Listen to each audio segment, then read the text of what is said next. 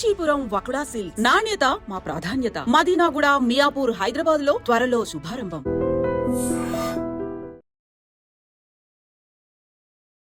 Societal justice, systemic societal change, caste dynamics, ఈ మూడే ప్రధాన అంశాలుగా ఇవాళ మాట్లాడుకోబోతున్నాం.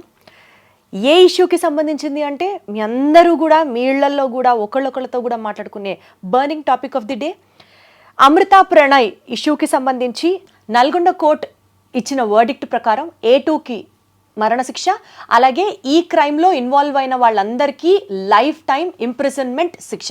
ఈ అంశానికి సంబంధించి మనతో మాట్లాడడానికి సోషల్ యాక్టివిస్ట్ కృష్ణకుమారి గారు ఉన్నారు. ఒకసారి మాట్లాడదాం. అమ్మ నమస్తే. నమస్తే. ఎలా చూస్తారమ్మా నల్గొండ కోర్టు ఇచ్చినటువంటి తీర్పు? సమాజంలో ఇక మీదట ఏమన్నా ఆనర్ కిల్లింగ్స్ జరగాలి అదంటే ఈ తీర్పు ఒక చంపబెట్టుగా చూసుకోవచ్చా మనం? ఖచ్చితంగా చూసుకోవచ్చు. కానీ మనం అందరం కూడా కొంచెం అర్థం చేసుకోవాల్సింది, ఆలోచించాల్సింది ఏంటి అంటే ఇది ఆనర్ కిల్లింగ్ కాదు, ఇది ఒక కుల దురహంకార హత్య. అలాగే చూడాలి మనం. ఆనర్ కిల్లింగ్ అంటే మనం ఆ కిల్లింగ్కి మనం ఒక ఎఫెక్ట్ని ఇచ్చిన వాళ్ళం అవుతాం. ఓహో గౌరవం కోసం చంపారా, అట్లయితే తప్పే ఉంది అనే ఒక ఉద్దేశం వచ్చేస్తుంది ప్రజల్లో. ఇది ఆనర్ కిల్లింగ్ కాదు, ఇది ఖచ్చితంగా మేము అగ్రకులం, మా అమ్మాయిని ఒక తక్కువ కులం అబ్బాయి చేసుకోవడానికి వీలు లేదు, మేము ఒప్పుకోము అనేది. మాకు డబ్బుంది, మాకు రాజకీయ నాయకులు అండుంది, మేము సొసైటీలో వ్యాపారాలు చేస్తున్నాము కాబట్టి మాకు అన్నీ మేము చెప్పినట్టు నడవాలి అనే ఒక ఉద్దేశంతో పొగరుతో చేసిన హత్య ఇది. లేకపోతే ఎలా చేస్తారండి? ఇప్పుడు మీకు డబ్బులు ఉన్నాయి కాబట్టి పెద్ద లాయర్లను పెట్టుకోవచ్చు, న్యాయాన్ని కొనాలని మీరు అనుకోవచ్చు, జడ్జీలను కొనాలని మీరు అనుకోవచ్చు. కానీ ఒక నికార్సైన పోలీస్ ఆఫీసరు ఒక కష్టపడి వేసిన ఛార్జ్ షీట్ని, అంటే సాక్ష్యాధారాలన్నింటినీ సేకరించి 1800 పేజీలు వేసిన ఛార్జ్ షీట్ని మీరేమీ చేయలేకపోయారు. ఇది తెలుసుకోండి ఎవరైనా. అన్నిసార్లు మీకు అనుకూలంగా ఉంటుంది అనుకోవద్దు. మీ చేతికి మట్టి అంటకుండా ఒక సఫారీ ఇచ్చి ఒక అతన్ని తీసుకొచ్చి మీరు హత్య చేయించినంత మాత్రాన, మీరు మీ ఇళ్లలో మీరు ఉన్నంత మాత్రాన, ఆ ఏరియాలోనే మీరు లేరు అని చెప్పి ఎలిబీలు సృష్టించుకున్నంత మాత్రాన మీరు రక్షించబడతారు అనుకుంటే అమాయకత్వం ఇది.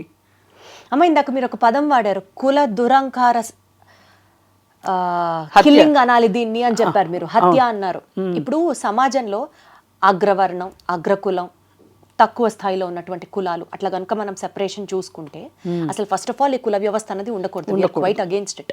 బట్ స్టిల్ ఇలాంటి క్రైమ్లు, ఇలాంటి ఇంజస్టిస్లు జరుగుతున్నాయి అని అంటే at least prevention of atrocities act against lower caste or lower people ఉన్న మనకి చట్టాలు కానీ ఇండియన్ జ్యుడిషియల్ సిస్టంలో మనకి హెల్ప్ చేస్తున్నాయా ఇవాళ రోజున? ఇవాళ అదే గెలిచింది అని మనం అదే గెలిచింది, కరెక్ట్, హెల్ప్ చేస్తున్నాయి. కానీ దానికి తగినంత ప్రచారం లేదు.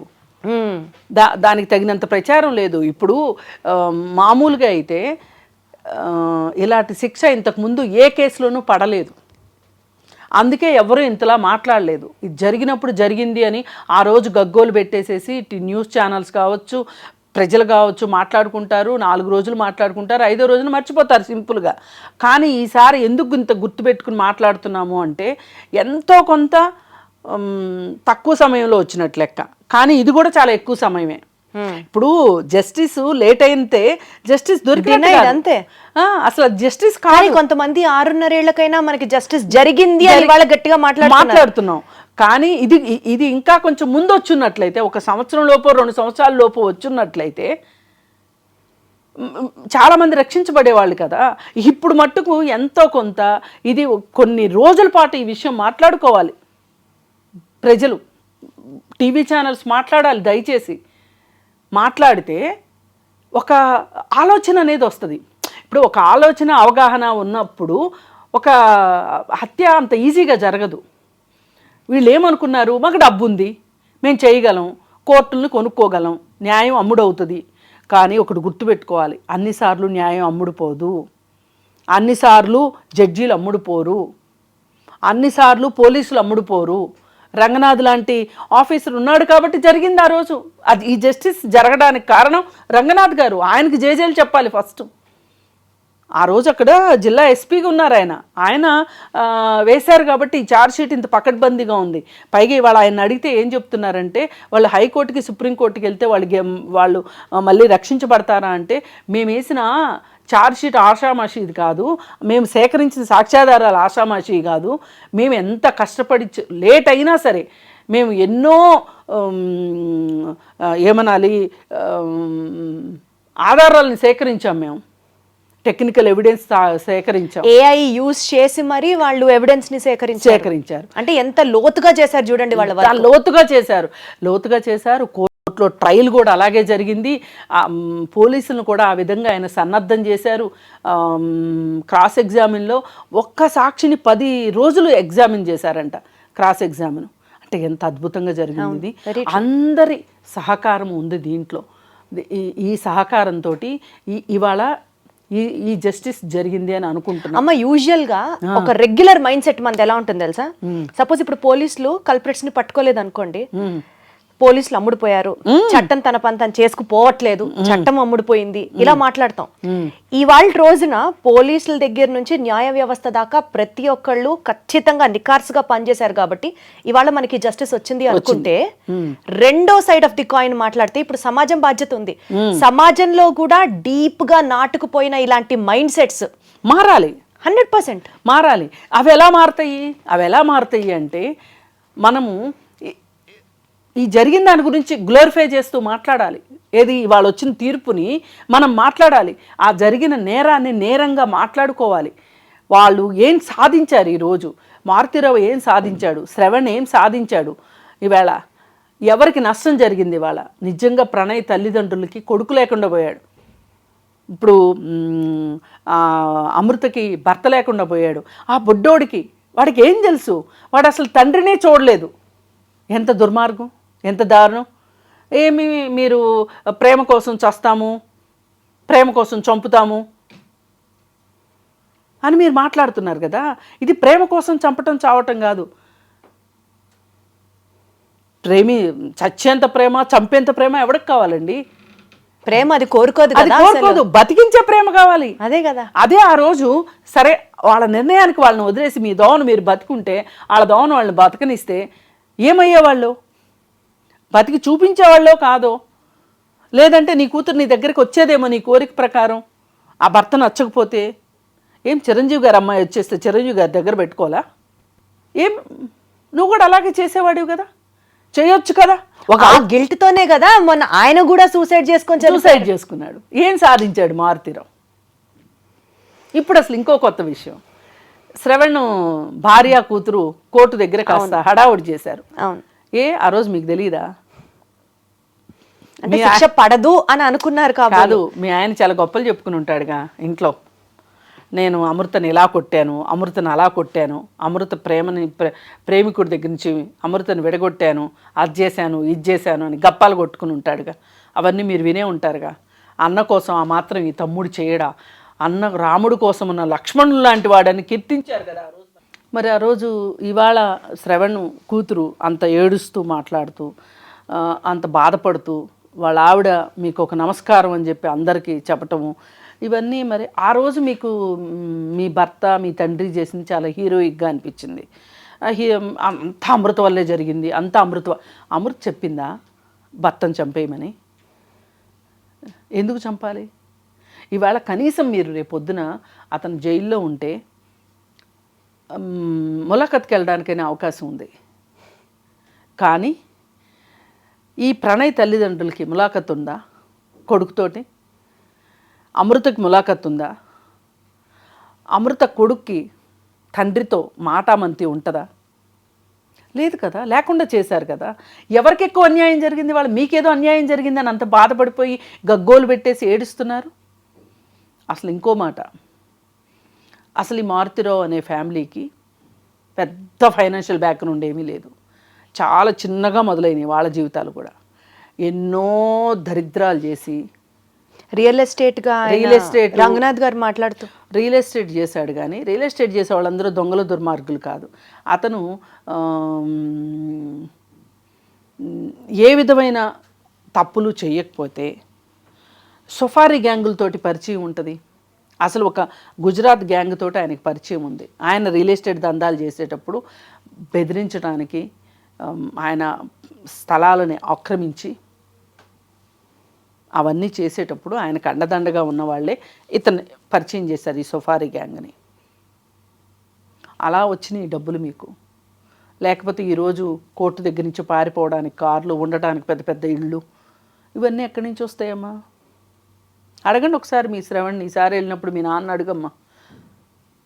అందుకే అన్న రుణం తీర్చుకుంటానికి హనుమంతుడిలాగా మీ నాన్న ప్రవర్తించాడు. బాబాయిలు అనగానే ఏదో వీళ్ళకి తండ్రి తర్వాత తండ్రితో సమానం అంటారు.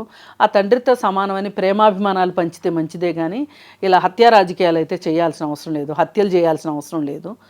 వీళ్ళేదో హోల్ అండ్ సోల్ ఫ్యామిలీ మొత్తాన్ని చిన్నాన్నలే నెత్తికెత్తుకున్నట్లు, పిల్లలు మంచి చెడులు, వాళ్ళ నడవడికలు అన్నీ చూడడానికి వీళ్ళు ఉన్నట్లు సినిమాల్లో కూడా అలాగే చూపిస్తారు కదా. మనం చాలా సినిమాల్లో కూడా చూసాం అది. అయితే మరి ఇవన్నీ ఎందుకు?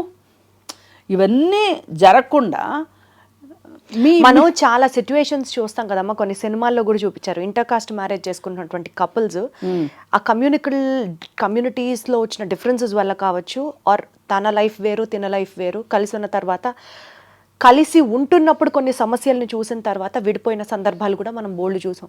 ఇలాంటివి జరగకుండా ఉండడానికి పేరెంట్స్ గా మేము అది కాస్త జాగ్రత్త పడతాము, దాన్ని ఇంత తప్పుగా చూపించాల్సిన అవసరం లేదు అని కొంతమంది ఇంకా వితండంగా వాదిస్తూ ఉంటారు.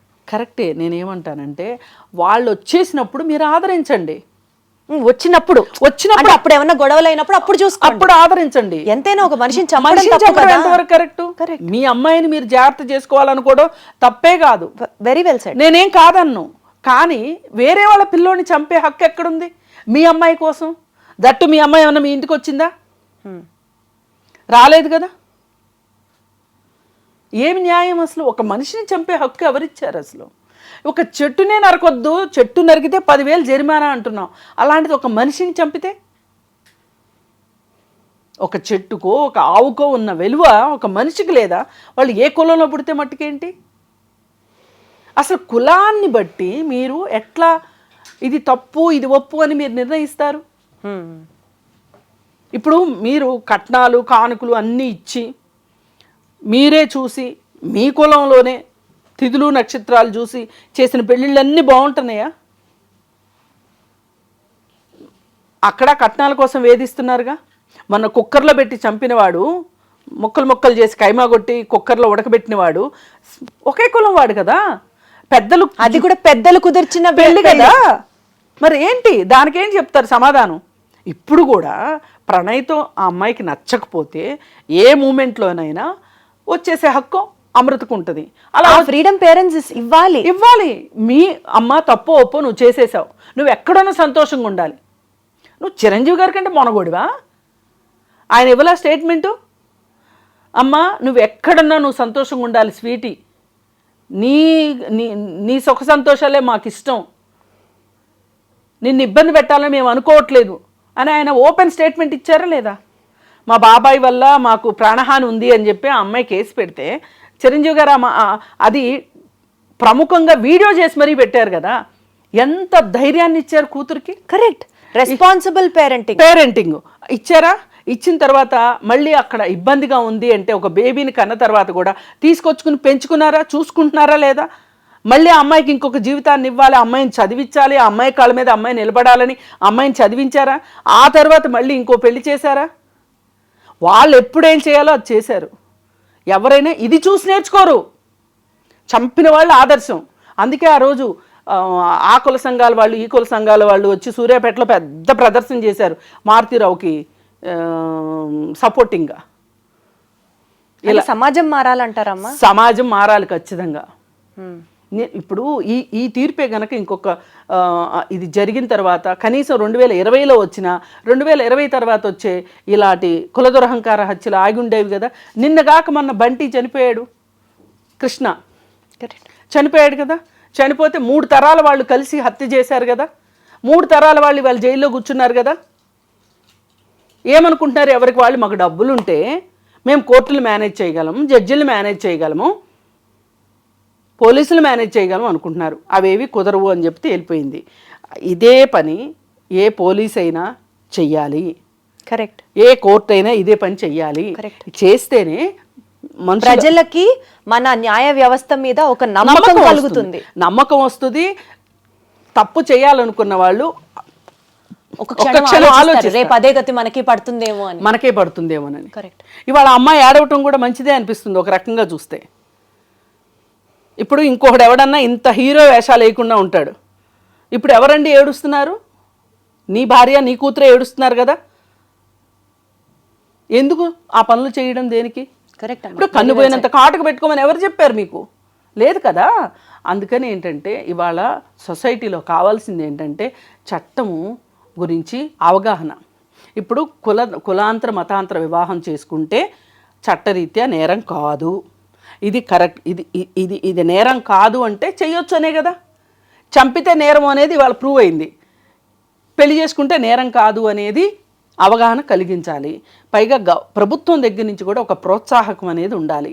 మన రాజ్యాంగంలో మనం రాసుకున్నాం, కులరహిత, మతరహిత, వర్ణరహిత, వర్గరహిత సమాజం కావాలి అని కోరుకున్నాం. ఇది కోరుకుంటే ఊరికే వచ్చేస్తా? మన ప్రయత్నం ఏం జరగాలి? కులం పోవాలంటే కులాంతర వివాహాలు పోవాలి, మతం గురించి పట్టించుకోవద్దు అంటే మతాంతర వివాహాలు జరగాలి. ఇవి తప్పు కాదు అనేది సమాజంలో సమాజంలో అవగాహన రావాలి. అండ్ డెఫినెట్లీ ఇవాళ వచ్చిన తీర్పు కనువిప్పుగా ఉండాలి సమాజానికి. మోర్ ఇంపార్టెంట్లీ కులాలకి అగేన్స్ట్ గా అందరం ఒకటే అన్న భావన సమాజంలో ఇన్కల్కేట్ అవ్వాలి. అది అవ్వాలి అంటే ప్రభుత్వం చేసే పని ప్రభుత్వం చెయ్యాలి. ఇలాంటి ఘటనలు జరిగినప్పుడు ప్రభుత్వాలు ఆ కుటుంబాలను వెళ్ళి ఓదార్చాలి.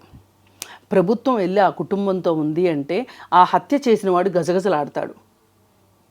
కానీ దురదృష్టవశాత్తు మొన్న బంటి చనిపోతే ఒక్కరు గవర్నమెంట్ తరఫు నుంచి వెళ్ళలేదు. ఎవరో కలెక్టర్ ఆఫీస్ వాళ్ళు వెళ్ళారు, కానీ రాజకీయ నాయకులు వెళ్ళలేదు. రాజకీయ నాయకులు ముఖ్యంగా ఈ విషయం గురించి ధైర్యాన్ని ఇవ్వాలి సమాజంలో. ఇస్తే ఒక 4 years బ్యాక్ అనుకుంటా చందానగర్లో ఒకటి జరిగింది ఇలాగే. అవంతి ఈ రోజుకి అమ్మాయి ఫైట్ చేస్తుంది ఆ కేసు గురించి. ఆ కేసులో కూడా హియరింగ్ ఉంది. అక్కడ కూడా ఇట్లాంటి వర్డిక్టే రావాలి. వస్తే 1 by 1 వస్తుంటే కొంచెం సమాజంలో మనలాంటి వాళ్ళు మాట్లాడగలిగే వాళ్ళు మాట్లాడాలి. ఛానల్స్ కూడా విరివిగా ప్రచారం చేయాలి. చేస్తే అప్పుడు కులం మొత్తాన్ని మనం పెకలించలేకపోవచ్చు, కానీ కులాంతర మతాంతర వివాహాలని మనం ఒప్పుకోగలుగుతాం. కనీసం ఒప్పుకోగలిగితే వైలెన్స్ ని ఆపిన వాళ్ళు. వెరీ వెల్ సెడ్ అమ్మా. Thank you so much. Thank you.